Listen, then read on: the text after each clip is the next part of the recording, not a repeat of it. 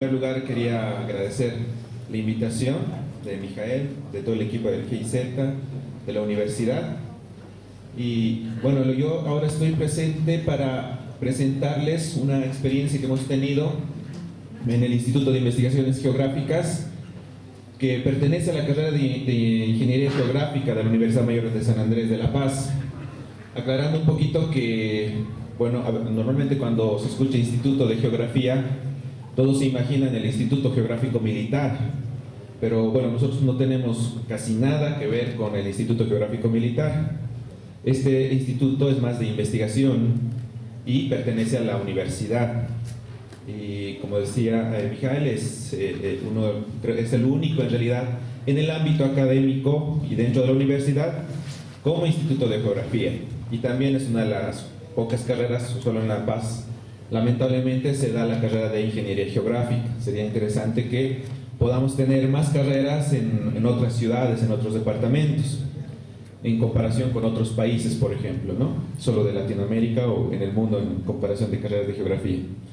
Bueno, la experiencia que yo les he venido a presentar es primero un proyecto aplicado que se ha desarrollado en el instituto, pero sin antes dejar de mencionar los antecedentes que nos ha llevado a eso. Básicamente la carrera de geografía se inicia en la década de 1960, pero como en muchos países de Sudamérica también ha pasado, muchas de las carreras de geografía por la época de la dictadura se cierran. ¿Ya? Igual ha pasado en Chile, igual ha pasado en Perú. Y antes la carrera se llamaba Carrera de Geografía y Recursos Naturales. En 1970 ocurre eso y en 1985 se reabre otra vez la carrera de Geografía en la Universidad Mayor de San Andrés. En 1993, como parte de la carrera de Ingeniería Geográfica, se crea el Instituto de Investigaciones Geográficas. Normalmente en las universidades cada carrera tiene su instituto de investigación y geografía en esta parte no ha dejado pasar eso. Han creado con la cooperación sobre todo de los franceses, que tienen bastante influencia en nuestro instituto. Desde el principio ellos han propuesto y han impulsado la carrera de la creación del Instituto de Investigaciones. En 1999 se aprueba el instituto ya con acta de nacimiento en el Consejo Universitario, en la universidad. Bueno, estos son en resumen los trabajos que se han realizado en el Instituto de Investigaciones Geográficas desde 1995. Y lo que yo quería aquí resaltar es que hasta 2009 los bolivianos no investigábamos en geografía en el Instituto de Geografía. Desde el 95, desde su creación, la mayoría de las investigaciones y de los fondos de investigación eran internacionales, normalmente de Francia y a veces de cooperación internacional de otros países como Alemania, Suiza, Estados Unidos.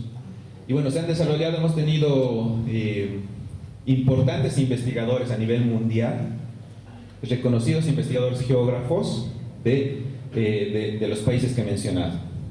Entonces, bueno, estos son algunos detalles de las investigaciones que se han realizado. Y el 2009, que están ya en otro color, empezamos a investigar, ya con un poquito una metodología o con un criterio y sobre todo con fondos de Bolivia, con recursos del IDH. Normalmente concursamos nosotros competimos con todas las carreras y los institutos para ganar proyectos. Y en la carrera de geografía, como es una de las pocas carreras de geografía que toca esa metodología, es para nosotros a veces más fácil ganar, pese a que somos muy pocos investigadores. Teníamos 2 investigadores hasta el año pasado, hasta el año 2015. Bueno, pese a que éramos pocos investigadores, hemos ganado hasta el momento unos ya 7 proyectos IDH. Y lo importante de esto es que nosotros desarrollamos, o por lo menos practicamos, investigamos con una metodología que puede ser adaptada al país. A veces nos copiamos una metodología de afuera y resulta que no funciona, ¿no? Entonces, bueno, hemos tratado de innovar y de experimentar. Más o menos un proyecto IDH tiene un fondo de $30.000 por proyecto. Antes nosotros teníamos como 1.000 o 4.000 bolivianos para investigar al año. Si ustedes se dan cuenta, eso a veces no sirve ni para la tinta de la impresora o para comprar una computadora.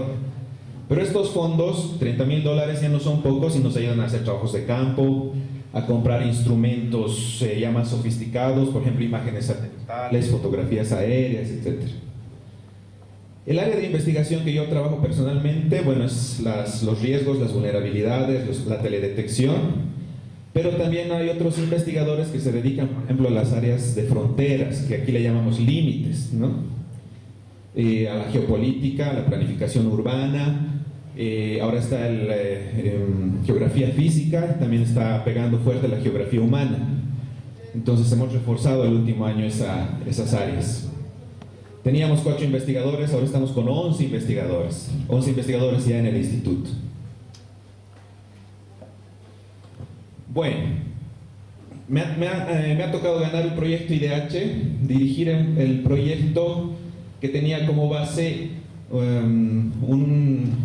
los resultados de un mapa de vulnerabilidad que se hizo con el IRD, que es el Instituto de Investigaciones francés, que normalmente trabajamos con ellos, y hemos presentado el proyecto Monitoreo Espacial de Desastres y Riesgos a través de imágenes de satélite. Hemos tenido algunas publicaciones el año 2012-2013. Después nos hemos aliado con otros institutos de la misma universidad, el estudio de la biogeodinámica del dióxido de carbono y el oxígeno en el contexto del cambio climático en la cuenca menor del lago Titicaca. Y después, con cooperación francesa también, el Geovisor UMSA, hemos creado la infraestructura de datos espaciales con información científico universitaria. Entonces lo que les voy a mostrar ahora son estos 3 proyectos aplicados y la experiencia que hemos tenido. Cuando hemos hecho el primer proyecto manejábamos información geográfica, sobre todo imágenes de satélite y fotografías aéreas. En el segundo proyecto, los biólogos con el Instituto de Ecología, con los que nos hemos aliado, manejaban bastante información geográfica, pero no la sabían administrar. Entonces nosotros hemos colaborado en ese proceso. Vamos a ver cómo.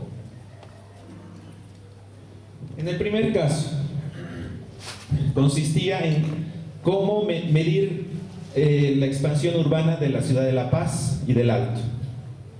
Normalmente son 2 municipios. Sin embargo, si uno ve desde una imagen de satélite, ve una sola mancha urbana, pero político-administrativamente está dividido en 2 municipios. Y geográficamente, si nos ponemos a pensar desde el ámbito social y el ámbito físico, o sea, todo lo plano es el Alto y toda la quebrada es La Paz, y el área más pobre es el Alto y el área normalmente clase media y rica está en La Paz y todo lo plano está en el Alto. Entonces hay divisiones geográficas que han hecho que se divida en 2 municipios. Pensé que, como les decía, si ustedes ven en una imagen de satélite, es una sola ciudad, es una sola mancha urbana. Bueno, entonces hemos hecho un monitoreo del crecimiento del área urbana y resulta que por lo menos hasta el año 1999, La Paz, que tiene su creación desde el siglo XVI, normalmente era más grande que el Alto. Y en 1999, La Paz y el Alto tenían el mismo tamaño espacialmente. El 2006, el Alto era 2 veces más grande que La Paz. El 2012 es 3 veces más grande que La Paz, que la ciudad de La Paz. Sí, dividimos los 2 municipios. Y el ritmo de crecimiento es más acelerado en el Alto, ¿no? Y si ustedes recuerdan, el último censo de La Paz ya está perdiendo población y el Alto sigue creciendo. Entonces el centro de la ciudad ya no es la Pérez Velasco, por ejemplo, ya es La Ceja, ¿no? Entonces están intercambiando y se está viendo una dinámica en la ciudad bien acelerada, bien rápida. Ahora muchos nos quejamos, por ejemplo, en la planificación urbana, ¿por qué no está planificada la ciudad del Alto? Porque el crecimiento es acelerado, ningún planificador experto puede seguir esa velocidad del crecimiento que tienen estas ciudades. Bueno, lo que nos ha ayudado los datos es poder ver el crecimiento de esta ciudad. Bueno, como les decía, geográficamente también tenemos una división. Aquí hay unos datos bien importantes que son un poco antiguos, pero son trascendentales. El flujo de personas en horas pico hacia la ciudad de La Paz es de 20.196 personas por hora, a la hora. O sea, más de 20.000 personas se trasladan desde el Alto hasta La Paz en una hora, ¿sí? Imagínense, y no hay muchas vías, hay pocas vías. Normalmente la más transitada es la autopista, las demás son vías secundarias, pero el 70% utiliza transporte público. Eso quiere decir que no todos utilizan las otras alternativas de viales, sino las que usan los de transporte público. Eso implica muchos problemas de tráfico, ¿no? Y en el mismo orden urbano. Bueno, y las otras características que ya hemos visto sobre, por ejemplo, la topografía, lo que nos separa, ¿no? Todo lo plano, el Alto, y todo el valle, La Paz. Sin embargo, tenemos un desconocimiento todavía de nuestro lugar geográfico. Mucha gente se sorprende que el río, por ejemplo, Choqueyapu o el río La Paz, termina en el Atlántico y es parte de la cuenca del Amazonas. A veces, como cultura general, eso no saben, que el río que está pasando por La Paz termina en el Atlántico. Y el del Alto, no saben dónde termina. Algunos hasta dicen en el Océano Pacífico, ¿no? Termina en el lago Titicaca. Y vamos a ver que ese desconocimiento geográfico luego implica ciertos problemas como la contaminación del lago Titicaca en el Alto. Porque no saben dónde va ese río y todos botan la basura a ese lugar.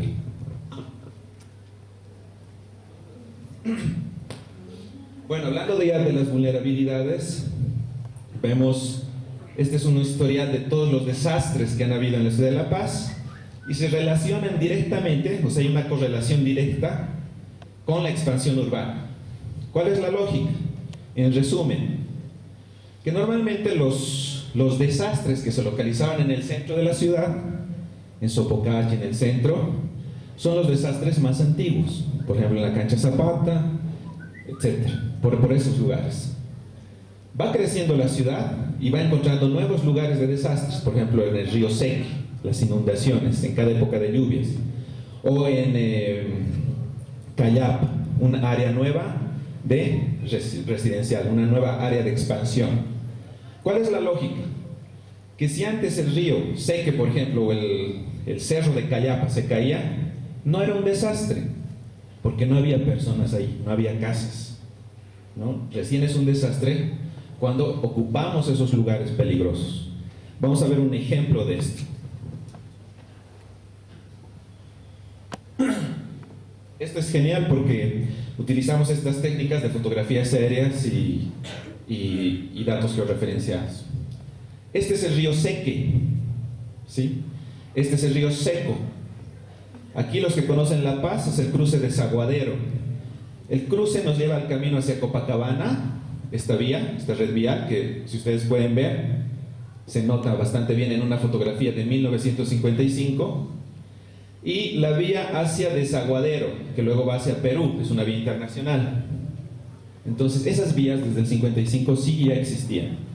Pero los ríos, vean el tamaño de los ríos, aquí incluso hay un abanico aluvial, que son aptos para los cultivos. Los ríos no eran malos, no eran un peligro, más bien ayudaban a filtrar agua a todos los cultivos de ese lugar. Aquí, si ustedes notan, esos cuadraditos que hay son áreas de cultivos y el río era bueno para filtrar esa zona y obviamente se practicaba el cultivo. Bueno, ahí delimitamos el abanico aluvial y empieza a llegar la gente, ¿sí? Esta es una fotografía de 1987. Las áreas periféricas empiezan a invadir los ríos. Lo único que ha quedado igual son las vías. Y aquí el río Seco todavía no está canalizado. Es un poquito difícil dominarlo aquí al río, porque vean, aquí hay una ruptura del área urbana, ¿sí? Y obviamente en época de lluvias ya nos imaginamos cómo es. Aquí todavía se está llegando a la periferia, pero el abanico aluvial ha desaparecido. Finalmente, 2011, ha desaparecido el abanico aluvial. Los ríos ya no tienen todo el área que tenían. Aquí está el río Seco, canalizado. Aquí está el río Seque, canalizado. ¿Cuál es la lógica? que esas áreas que no eran peligrosas y que más bien eran buenas para el cultivo y para la producción, se vuelven peligrosas porque empiezan a localizar escuelas, fábricas, ¿no? Colegios y casas ya de 2, 3 pisos, donde si viene una inundación, ya no afecta a una persona o 10 familias, afecta a cientos de familias, y en cada época de lluvias es igual. Y a veces creemos que las infraestructuras civiles, como la canalización de los ríos, o por ejemplo en los deslizamientos, los muros de contención, pueden soportar eso, pero hay una incertidumbre de que la naturaleza puede venir más fuerte rompiendo la canalización de los ríos o los muros de contención, y por efecto generar más damnificados, porque hay más gente que vive ahí. Entonces estamos creando áreas vulnerables, estamos creando áreas de desastre por no conocer nuestro territorio, cuando esa área podría ser muy bien tal vez un área productiva, pero ha crecido tan rápido que hemos generado estas áreas vulnerables. Entonces esa era la lógica del proyecto. A mí me ayudan mucho estas fotografías aéreas del 55 y las imágenes de satélite del 2011 para ver esa evolución y ese monitoreo. Podemos explicarnos por qué ahora hay desastres. No es por culpa del río o por culpa del cerro, como a veces nos hacen creer. Es por culpa de la planificación urbana que deberíamos prever, ¿no? Ya estaba el río ahí. Ahora, aquí aclarar un poco en información geográfica. Muchos se dedican a utilizar imágenes de satélite o las últimas fotografías aéreas. Pero ¿qué está pasando con nuestras fotografías aéreas antiguas? Ni la mejor imagen de satélite puede retroceder en el tiempo. Una fotografía, por ejemplo, de 1950. Eso en dimensión temporal es bien valioso para poder hacer este ejercicio, ¿no? Entonces también hay que enriquecer a nuestros datos históricos. Bueno, el proyecto se trataba de encontrar estos elementos en toda el área urbana y hemos llegado a la necesidad de tener un geovisor. Un geovisor no había sido tan simple. Un geovisor tal vez la mayoría conoce es cómo manejar el Google Earth. Pero en el Google Earth ustedes no pueden ver la fotografía de 1955, ni tal vez puedan ver el abanico aluvial, o la fotografía del 87, o esa evolución, o los datos de análisis espaciales que se hayan logrado.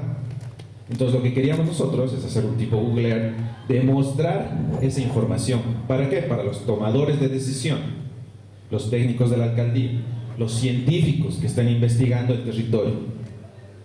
Bueno, entonces hemos empezado esa tarea y hemos comprado un servidor. Nos hemos aliado con socios estratégicos dentro de la universidad, con la carrera de geografía, con la carrera de topografía, con la carrera de ecología.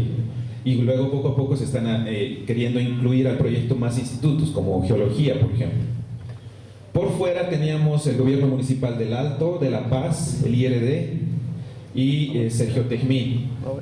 Y también hay otro que es GeoBolivia, que él administra los datos geográficos a nivel nacional. Lo primero que hemos hecho es comprar el servidor y decidir qué software vamos a utilizar o qué sistema. Estamos utilizando Postgres, utilizamos Geodatabases y un GIS abierto, que es el QGIS, que no nos cuesta nada, para no depender del ArcGIS directamente, ¿no? Porque el ArcGIS es bastante caro. Para manejar imágenes de satélite tenemos el ERDAS Apollo, y ahí guardamos y almacenamos toda la información satelital y de fotografías aéreas. Los motores de datos son el GeoServer, el GeoNetwork, y todo esto en formatos estándar de intercambio de información geográfica, vinculados con un nodo que se llama GeoBolivia, que pertenece a la vicepresidencia, ¿no?, del Estado. Por otro lado, el Viceministerio de Ciencia y Tecnología, con la red de investigadores en observación de la Tierra, también nos colabora para poder armar este sistema. Finalmente tenemos la plataforma de internet que administra datos geográficos para poderles mostrar o ustedes visualizar la información, por ejemplo en el caso de los desastres, cómo estamos generando la vulnerabilidad. Esta es la primera versión del GeoVisor UNSA. Hemos sacado recién la segunda versión, donde ya estamos experimentando con más elementos, y los ingredientes para cocinar esto son los siguientes. Tenemos informáticos, geógrafos, ingenieros de sistemas y bueno, etcétera, porque por ejemplo hemos capacitado gente de biología, hay arquitectos que también son expertos en manejar sistemas de información geográfica, ¿no? Bueno, un sinfín de personas que están ayudando a elaborar los datos. Luego voy a mostrar cómo se divide la edición de estos datos. Bueno, las licencias normalmente son libres, igual tenemos para editar los datos el ArcGIS, pero para publicarlos no usamos eso. Y las imágenes de satélite, Pleiades, Spot, WorldView, QuickView, y bueno, diferentes imágenes que tenemos, servidores y un data center. Bueno, este es un ejemplo de cómo estamos administrando la información, el servidor principal, donde se guardan los datos y el backup, ¿no? Normalmente. Nos ha pasado varias veces que hemos perdido nuestros datos. Esas son las características de los servidores. Y finalmente tenemos esto. Nuestra primera área de estudio, como les había dicho en el proyecto de monitoreo espacial de desastres, era La Paz y el Alto. Esa era nuestra primera área de estudio. Nuestro objetivo, reconocer las vulnerabilidades, los desastres y analizar esta información. Esta era nuestra escala de estudio. Sí, y bueno, con las herramientas que les he comentado. Luego nos hemos ampliado, porque nos hemos aliado con ecología hacia el lago Titicaca. Han visto ya el primer ejemplo y les ha interesado a muchos investigadores y han dicho, yo también quiero eso, porque tengo bastante información geográfica y quiero analizar mejor mis datos. Bueno, hemos ampliado la escala, nos hemos presentado a otro proyecto IDH y lo hemos ganado en la Bahía Coana. Entonces hemos empezado a analizar los datos y resulta que los biólogos, los ecólogos, los limnólogos hacían trabajos de campo bien interesantes con multiparámetros y equipos bien sofisticados a medir la contaminación del lago en la Bahía Coana, que es el área más contaminada del lago. Y aquí están los datos. Todos estos datos estaban, por ejemplo, en Excel, pero no tenían un mapa. Ellos no sabían, por ejemplo, sabían que el punto 1 estaba más contaminado que el punto 2, pero no sabían dónde estaban sus puntos espacialmente.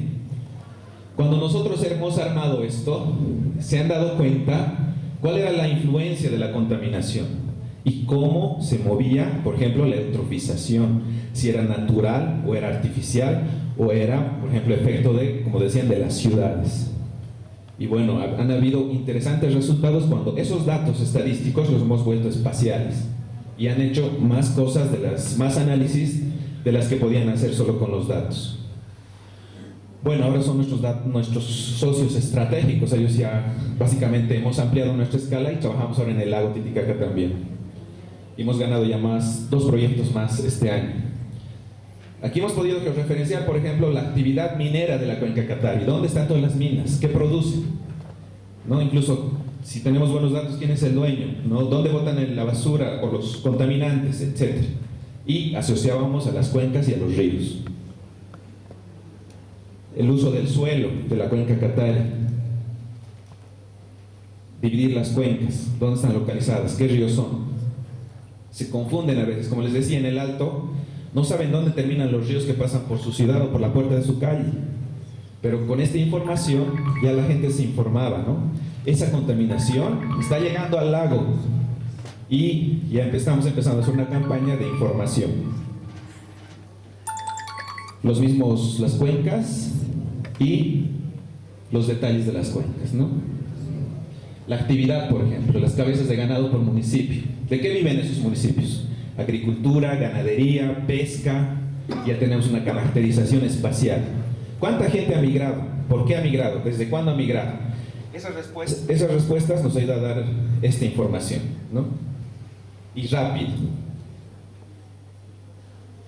Bueno, luego hemos empezado a tener así exposiciones como estas, pero a veces mucha gente no nos entendía porque los términos eran muy técnicos, o cuando terminaba la exposición querían ir a ver a sus casas y no podían bajar los datos. Nos hemos dado cuenta que no tenemos el mismo nivel de capacidad de leer esta información. Entonces, aquí hemos dividido en 3 formatos. Un formato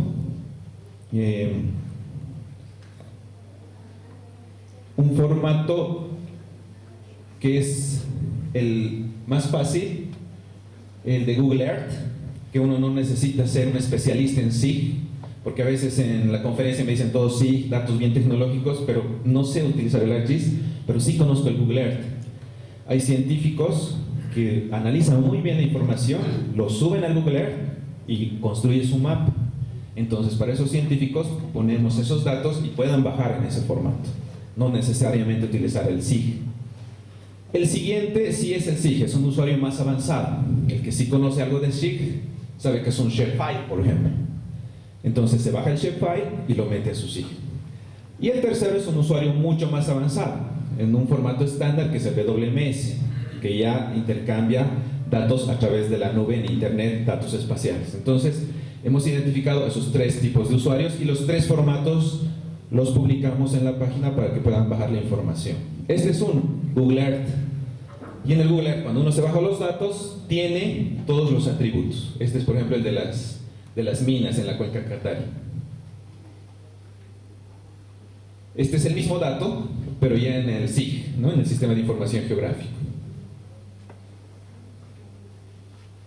Bueno, también hemos identificado tres tipos de usuarios, de administradores. Los que administran el servidor. El administrador principal, que a veces sabe de lo que es motores de datos, datos espaciales, pero no sabe, por ejemplo, qué es georreferenciación o cuál es la proyección UTM que se utiliza en La Paz o en Tarija o en Santa Cruz. No es la misma, dependiendo de la proyección geográfica que se utilice. Entonces, ahí nos vamos al siguiente, al editor. Según el primer nivel, ¿quién carga esa información? Y aquí nosotros hemos capacitado gente, por ejemplo, de todas las ramas. Los biólogos, que tienen sus datos georreferenciados, los arquitectos, etc. Finalmente, los testers. ¿Quiénes son los testers? Es el científico que quiere ver sus datos en el mapa y analizar esa información. Pero para él tiene que ser fácil el poder leer esa información. A veces nosotros vemos mapas, por ejemplo, de riesgos con 100 variables en la leyenda y ni el técnico especializado puede entender. Lo ideal es poder hacer un mapa legible, fácil, que entendamos dónde está el área de riesgo, dónde está el área de contaminación, dónde está el elemento principal del mapa. Entonces, estos testers, que ya son para quien hacemos los mapas, pueden leer esa información. Finalmente, el público, tomadores de decisión, por ejemplo, el alcalde. El alcalde no siempre tiene que pasar por la universidad, ¿no? Hay muchos casos, al menos en nuestro país, pero tiene que saber leer esa información, entender esa información. Por ejemplo, yo no le voy a dar el SIG al alcalde y que vea los datos, no, él va a ver el mapa y quiere ver los resultados. Y mucho lo comparamos con estudiantes de colegio, por ejemplo. Si el estudiante de colegio entiende, el tomador de decisión va a entender esa información. Y finalmente, la población en general. Queremos que la población entienda esos datos, que no tenga miedo y que sea fácil poder ver esa información, esos mapas, así como lo ha hecho el Google Earth, por ejemplo, pero con la información que generamos.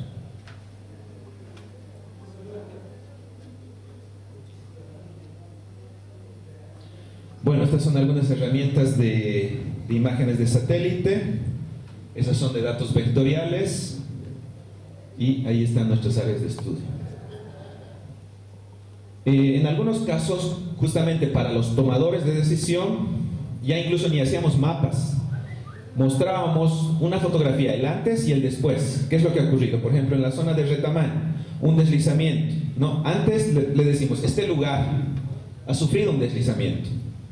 En la fotografía del 87 es así, y en la del 2010 ha desaparecido toda esa zona. ¿Sí? ¿Por qué es importante mostrar esta información? Porque luego el alcalde, el nuevo alcalde o el nuevo tomador de decisión quiere aplanar esta zona para otra vez construir casas en ese lugar. Y eso es común en La Paz, sobre todo en áreas de deslizamiento, porque hay mucha presión de la población.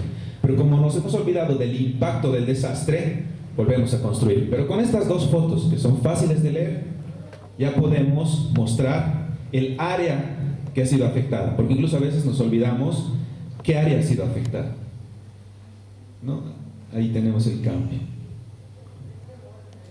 Después, con esta información hemos recibido datos, imágenes de satélite del proyecto Charter, que funciona a nivel mundial. El proyecto Charter se activa cuando hay un desastre en cualquier parte del mundo y te mandan gratis imágenes de satélite. Entonces aquí el Ministerio de Defensa Civil está asociado a Charter y le mandan imágenes de satélite y ellos nos pasan a nosotros. ¿Por qué? Porque ellos están tan ocupados en atender la emergencia que no generan más. Entonces nos mandan a nosotros y nosotros no vamos a ir a atender a los lugares, por ejemplo, que han sido inundados. Y esta es la inundación de Beni de 2014. Y nosotros les ayudamos a generar esa información, mapas rápidos para ayudar a la asistencia, ¿no? A veces resulta que la gente que tiene más acceso a la comunicación recibe mejor ayuda, pero la gente que ni tiene acceso a la comunicación, que ni tiene radios o teléfonos, es la más afectada y nadie los atiende. En cambio, cuando vemos ya las imágenes de satélite, resulta que este lugar es el más afectado, pero la ayuda llega a este lugar, porque este lugar tiene la gente que está siendo más conocida, más conectada a la información. Entonces, este lugar es el que hay que atender primero, porque hay gente que ha perdido sus casas, ¿no?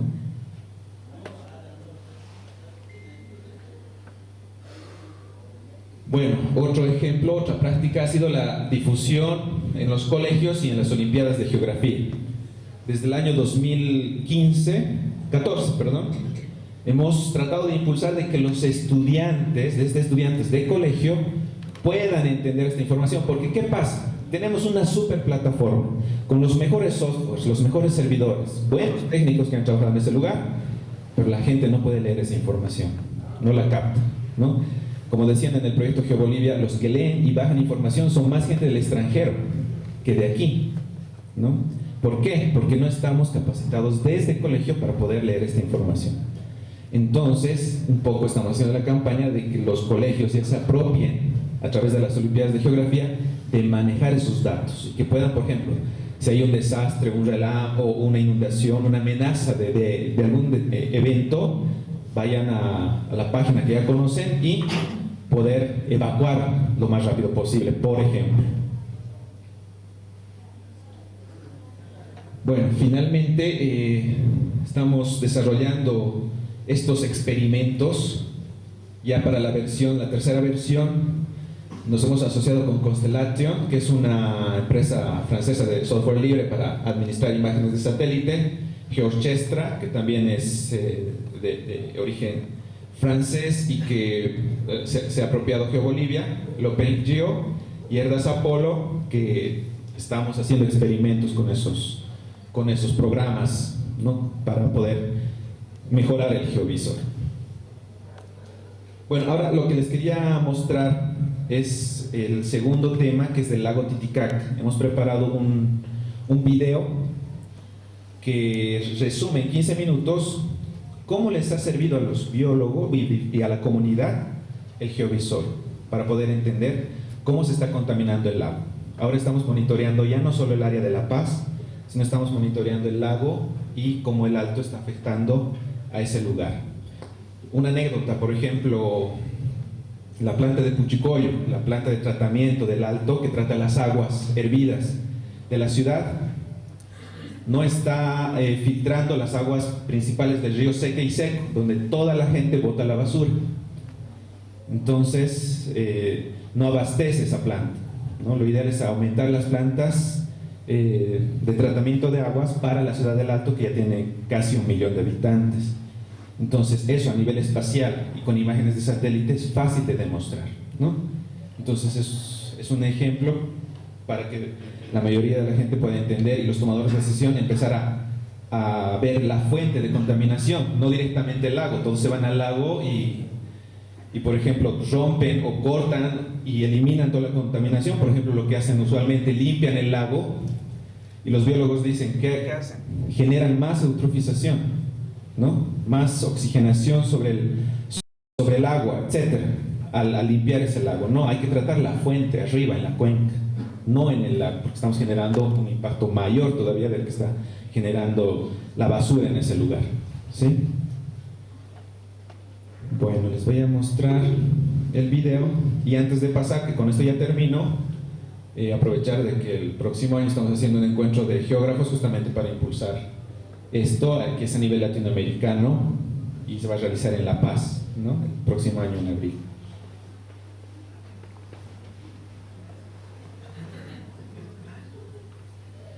No sé si hasta acá tienen alguna pregunta, alguna duda.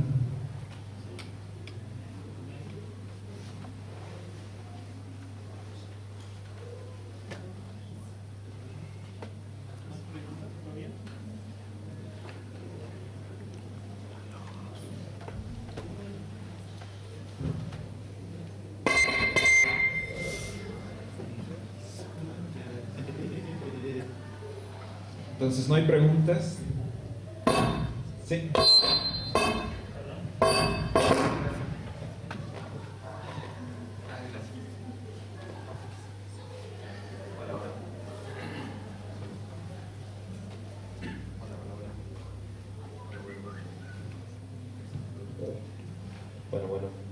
Hola, hola. Bueno, mi duda, bueno, es una inquietud muy fuerte respecto a el tema de planificación urbana y cómo es que toda esta información, cómo es que va a llegar hacia los técnicos o las personas que deciden el otorgar los permisos donde construir casas, porque efectivamente el problema, como tú nos los demostraste, no es que las zonas sean riesgosas por sí solas, sino las hacemos riesgosas. Entonces, ¿cómo es que toda esta información, con qué instancias o con qué personas es que se les va a entregar para evitar ese tipo de conflictos? Sí, bueno, nuestro primer objetivo con el geovisor es que la gente entienda su espacio territorial, o sea, conozca su geografía. Si uno, yo creo que es natural, si uno sabe que un área del cerro se va a deslizar o un área del río se va a inundar, nadie se va a atrever a vivir ahí. Lo que pasa es que nadie conoce esa información. ¿Qué es lo que impulsa a ocupar esos lugares? La necesidad de estar cerca de un centro habitacional o de un centro funcional, como por ejemplo cerca de la universidad, cerca del trabajo, y lo empujan a vivir ahí. Entonces, y es un poco difícil también que a través del municipio se pueda restringir ese uso, porque la gente le gana. Pues es tan rápido el crecimiento que el municipio ya ha perdido esa velocidad. Entonces, seguir ese ritmo es bien difícil para el municipio, por más gente que tenga y por más bueno que sea, me imagino, ¿no? Ahora, hay experiencias de otros países de las mismas características geográficas que se pueden adoptar, ¿no?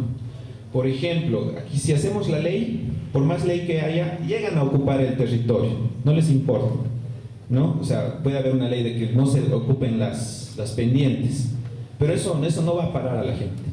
En Quito, por ejemplo, ocurría lo mismo. En Quito tiene las mismas características geográficas de La Paz, por ejemplo. Y lo que han hecho es un poco jugar con la psicología de las personas, que ha sido un análisis también social. Les decían que los cerros a partir de cierta pendiente eran sagrados. Entonces, más allá, o que la zona de ese cerro era sagrada, más allá de que uno rompa la ley o que vaya un loteador a ocupar ese lugar, la misma gente ya es un propio control y dice, ese lugar no se puede habitar porque es sagrado, ¿no? Entonces empiezan a hacer estadísticas por ejemplo, cuál es el modo de actuar de esas personas en el cerro, ¿sí? El mismo modo de preparación, educación que tienen las personas, creencias religiosas, por ejemplo, y eso funciona a veces más que una ley que te diga, no, aquí no vas a habitar, pero funcionan mejor otros métodos, por ejemplo. Entonces, yo creo que habría que ver esas funciones, ¿no? Esas formas de administrar y de tratar el territorio. Sí. Sí.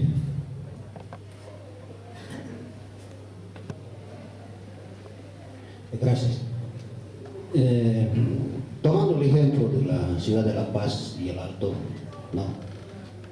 Si bien ha mostrado en las imágenes un crecimiento en la ciudad del Alto, crecimiento horizontal, pero en La Paz existe un crecimiento vertical, ¿no?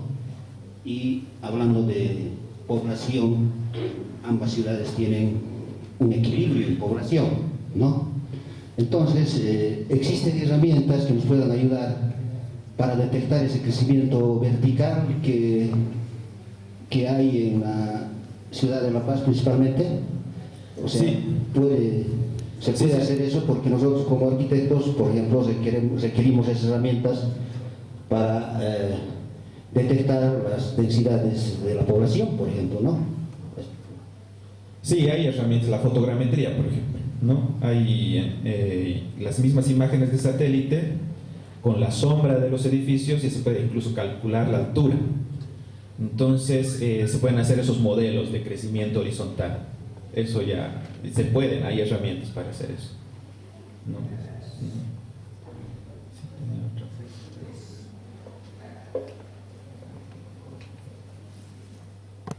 La consulta que tengo es por referente.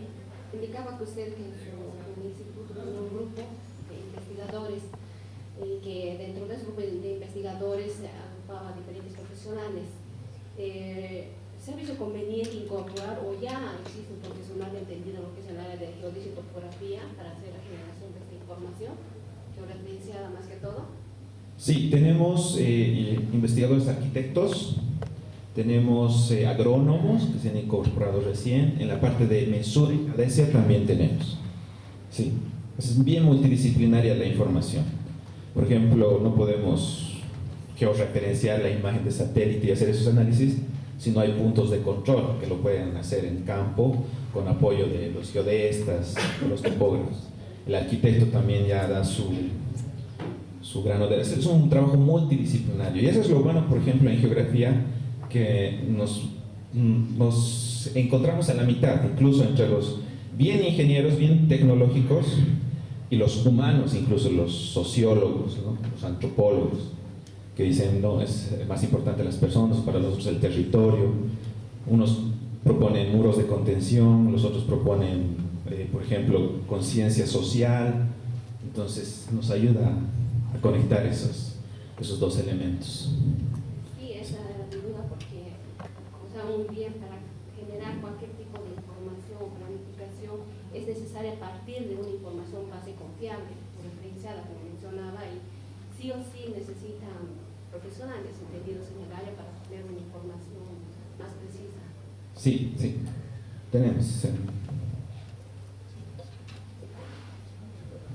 Bueno, yo quisiera preguntar acerca de la sostenibilidad de manejar y generar toda esta información.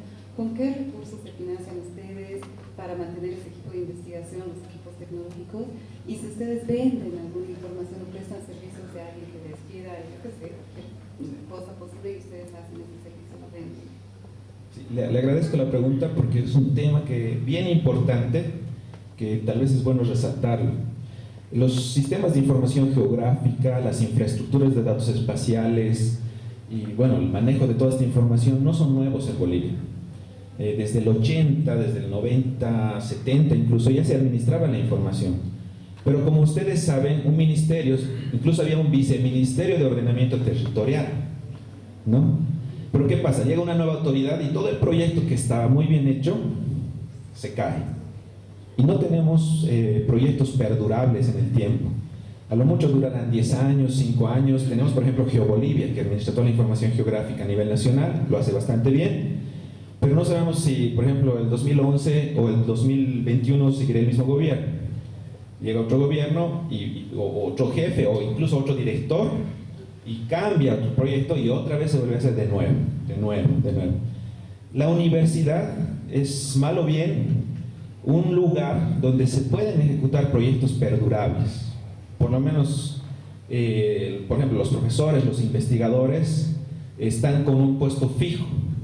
Entonces, los proyectos los podemos proyectar a mediano plazo, por lo menos, incluso a largo plazo, 40, 30 años, a esa escala. Y, bueno, son más perdurables en el tiempo y es ahí donde se guarda a veces la información. A veces queman la alcaldía, pero el investigador de la universidad ha escaneado esos documentos o ha hecho una tesis, entonces está en el repositorio de la universidad. Entonces un elemento que me parece importante como universidad, porque incluso a veces hasta las ONGs desaparecen, ¿no? Entonces eso es un elemento que yo he visto importante. El tema del financiamiento ha sido un problema. Como han visto, desde el 2009 recién tenemos recursos para investigar de verdad, $30,000 más o menos en un proyecto IDH, pero hay que concursar. Resulta que este año, ya para el próximo año, ya no hay IDH. No, nos van a rebajar más de la mitad. Entonces, ¿qué tenemos? Tenemos que buscar fondos. Tenemos que presentarnos ya no a proyectos nacionales, sino a proyectos internacionales. O sea, ya la competencia ya no es nacional. Tenemos que empezar a competir con nuestros amigos chilenos, brasileños, porque todos están detrás de un proyecto de investigación, que los financia normalmente a veces el BID, el Banco Mundial o la misma Unión Europea a veces, que lanzan convocatorias. Entonces ya empezamos a aliarnos con investigadores internacionales y a concursar y a canalizar fondos. Entonces es lo que estamos haciendo. Y por otro lado, también buscarnos la vida con dar servicios. Yo sé que tal vez algún alcalde le puede interesar, o alguna persona, por ejemplo, la anterior semana nos visitaron expertos glaciólogos que querían el geovisor para su proyecto. Entonces ya ellos, como servicios, nosotros les creamos un geovisor. Ha pasado con la LT, por ejemplo. La LT es la autoridad del lago Titicaca, con este proyecto que van a ver. La LT trabaja con 2 países, con las cancillerías de Perú y Bolivia, que monitorean la contaminación del lago. Les hemos mostrado la información. Ellos tenían su SIG, pero no podían mostrar a través de un geovisor. Y ahora ellos tienen su geovisor con la LT. Entonces hemos dado servicios y ellos nos han ayudado primero con fondos y luego a buscarnos fondos, a canalizar fondos, ¿no? Y bueno, así es como estamos trabajando, las 3 maneras de buscar financiación. Y bueno, los ítems que tienen los investigadores los paga la universidad. ¿Sí? Así es como estamos funcionando.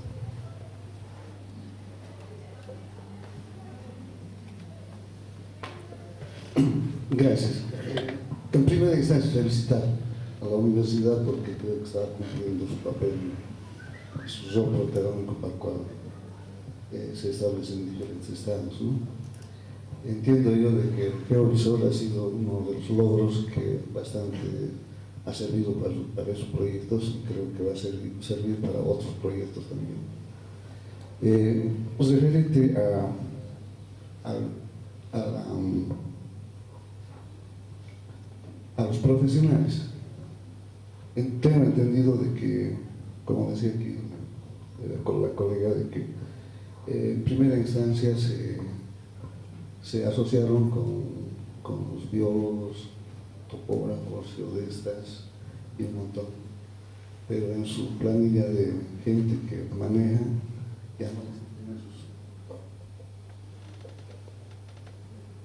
ya no existen esos profesionales. ¿Por qué? No, en realidad está actualizado más bien. Antes teníamos 4 investigadores, ahora ya tenemos 11 y hemos creado más laboratorios. Por ejemplo, el laboratorio no existía, el de Geomensure, eso lo hemos creado recién. Después no existía el laboratorio de geografía humana, también, que lo dirige un arquitecto, y lo hemos creado. Entonces, como les decía, tal vez la planilla está desactualizada, pero entre el año pasado y este año, de los 4 investigadores que teníamos, ahora ya tenemos 11. Y bueno, esperamos crecer, ¿no? Nos están ayudando mucho el cambio climático, los desastres, ¿no? Pero de alguna manera hay más financiamiento en esas áreas y estamos logrando desarrollar un poquito más, crear más laboratorios. Sí.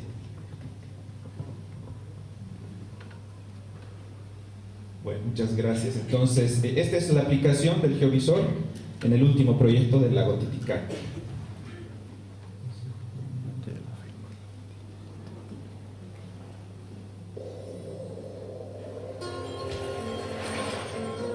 El lago Sagrado, que es la mayor reserva de agua dulce de América Latina, aparte de ser un recurso invaluable, es un escenario de extraordinaria belleza. Las instituciones bolivianas y peruanas que comparten el recurso hídrico del lago Titicaca no tenían coordinación en las labores sobre el mismo. No existían trabajos o estudios científicos actualizados del lago. No obstante, el crecimiento acelerado de la ciudad de La Paz dio lugar a la formación de otro municipio, El Alto, como capital de la 4ª sección de la provincia Murillo, y en la actualidad esta urbe se extendió 3 veces más que el municipio de La Paz. Cabe hacer notar que por esta ciudad pasan de norte a sur los ríos Seque y Seco, cuyo afluente se une con el río Pallina y seguidamente con el río Catari para desembocar finalmente en el lago Sagrado. En el año 1956, las aguas de los ríos Seque y Seco eran ideales para el riego de cultivos en todas las zonas circundantes.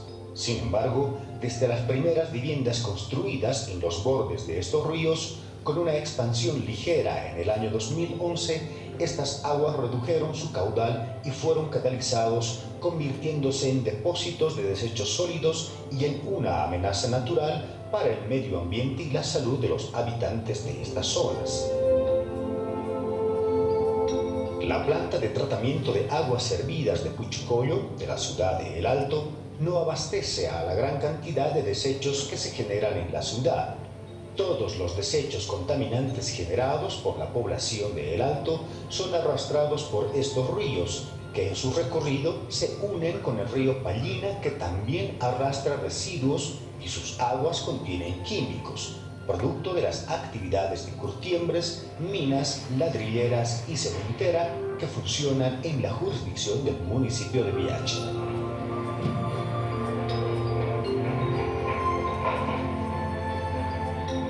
En las imágenes satelitales se pueden observar que el río Pallina, receptor de los desechos de El Alto y Biacha, es un río oscuro y totalmente contaminado. El río Catari, por el contrario, es un río transparente y sin muestras de contaminación, pero desde su unión con el río Pallina también arrastra todas esas aguas hervidas y contaminadas hasta desembocar en la bahía de Coana del lago Titicaca. Esa agua hay que cortar esa agua, eso es lo que están pidiendo ahora. ¿De dónde está viniendo esa agua? De Ciudad Dentro, todo el río, Catarra y La Paz, de Alto viene, todo ese río viene, ahí siempre llega, a esa parte siempre llega, todo es suyo llega, ahí encima está todo, de Ciudad llega, es desechable, todas las cosas, está ahí frente. En allá están botando basura, sí, pues están contaminando. El año 2015 se observó un fenómeno natural llamado GUN, que produjo la mortalidad de muchas especies nativas del lago. Este fenómeno biológico es natural y bastante común en todos los lagos que reciben una carga bastante excesiva de nutriente y materia orgánica de las lluvias, y estas a su vez pasan por un proceso de eutrofización. En este proceso, el lago se libera del exceso de materia que es mineralizada hasta el fondo del lago. Peces muertos, calidad de vida más baja, la totora que tiene diferentes usos en el lago ya no sirve como forraje para los animales. No se hacen más embarcaciones de totora por la mala calidad de la misma. La actividad de la pesca ha disminuido y la gente está buscando otras opciones para sobrevivir ante las consecuencias climatológicas que soporta el lago.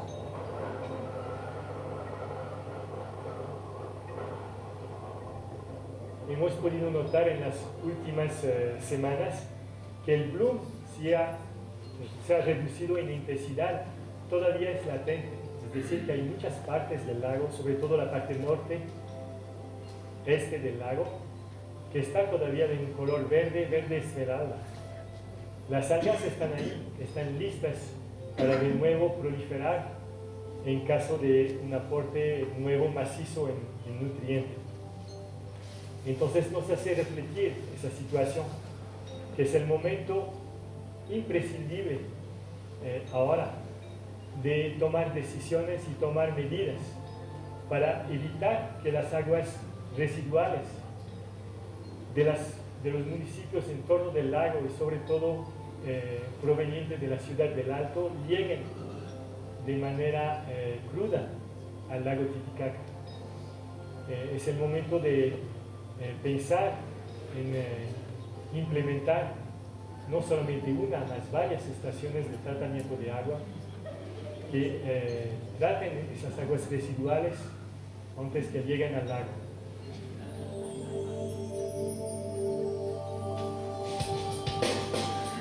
En este afán, la Universidad Mayor de San Andrés y el Instituto Francés de Investigación para el Desarrollo, IRD, consideraron la necesidad de crear el Geovisor UMSA. El acceso al Geovisor UMSA es a través de la página web del Instituto de Investigaciones Geográficas.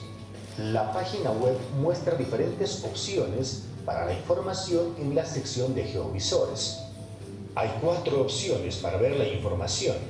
La primera es con ERDAS Apollo, donde se puede acceder a las imágenes de satélite y fotografías aéreas. La segunda es con Constellation para acceder a imágenes de satélite e información procesada como los índices de vegetación NDVI. La otra opción es OpenGeo, que muestra información vectorial como localidades, límites municipales, cuencas y otros. La cuarta opción es GeoGestra, que permite ver la información vectorial incluida su base de datos. El GeoVisor IGEO es un portal geográfico universitario gratuito que funciona alimentado por datos científicos y técnicos de incursiones que se hacen al lago Titicaca.